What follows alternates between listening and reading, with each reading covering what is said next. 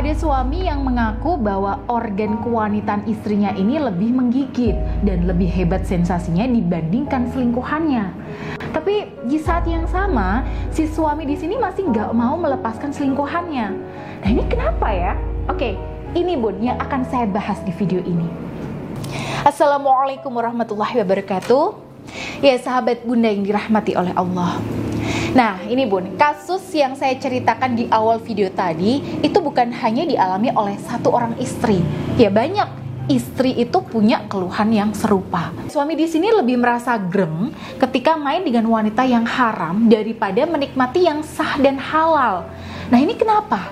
Kalau kita ngomongin soal energi dan spiritualitas, jawabannya jelas, yaitu yang namanya perkara haram itu kalau udah terlanjur kita nikmati, ya yang hal jadi hilang kenikmatannya, ya dicabut nih keberkahannya sama Allah. Nah makanya rumusnya, mau secantik apapun istri, kalau suami udah kepincut dengan wanita lain yang diharamkan agama, ya aura kecantikan istri itu seolah jadi memudar, bahkan ya tertutup oleh energi negatif.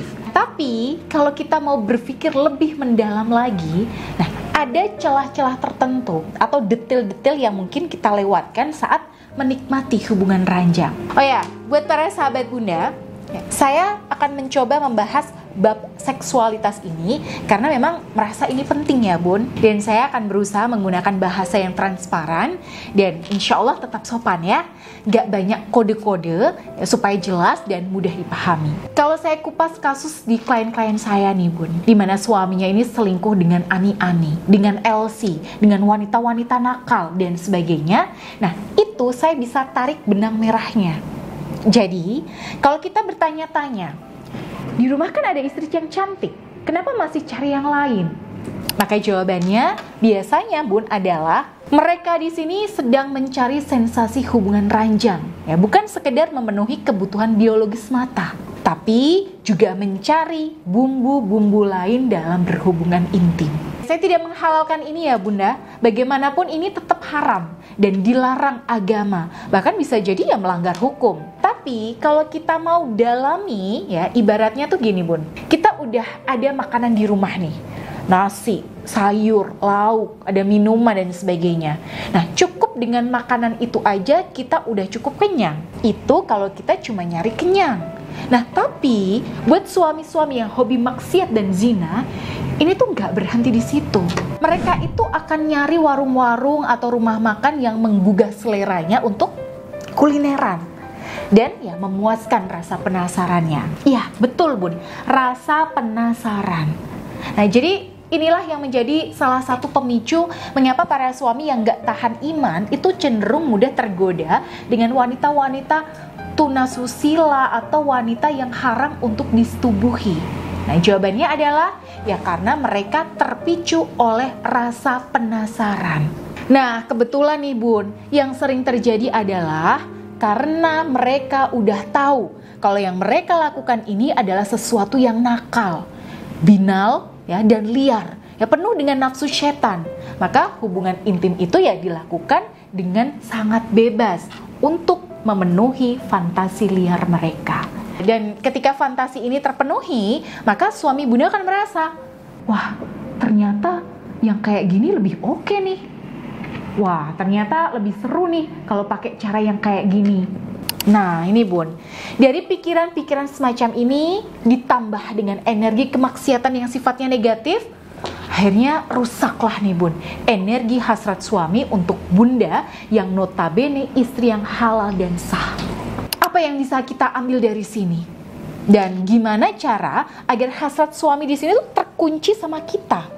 Oke, yang pertama, ada dua mitos yang wajib kita buang jauh-jauh dari kehidupan ranjang kita nih Bun. Mitos yang pertama, istri yang taat ibadah, dekat dengan Allah, dekat dengan agama, yang sopan, khusyuk, tenang, dan gak macem-macem, itu gak boleh kayak wanita-wanita yang nakal di luar sana.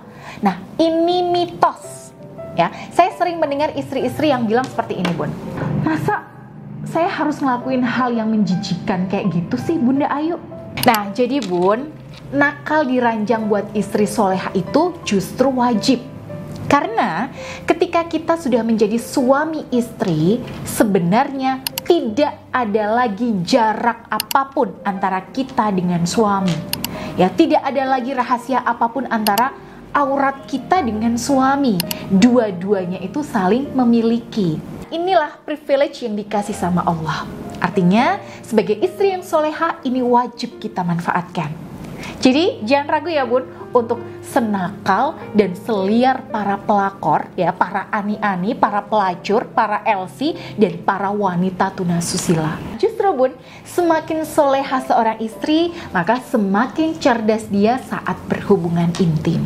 Ya, bahkan ada ulama yang mengatakan bahwa salah satu tanda istri soleha adalah ketika di luar rumah, dia menjaga diri dan kehormatannya serapat mungkin. Tapi ketika melepas pakaian di depan suami, maka dia juga ikut melepaskan rasa malunya. Nah, ini kata-kata ulama salaf loh bun. Jadi, buang tuh mitos yang saya sebutkan tadi ya. Oke, mitos yang kedua nih, yang sering bikin kita overthinking adalah laki-laki akan jijik atau ilfil ketika istrinya nakal dan liar di ranjang.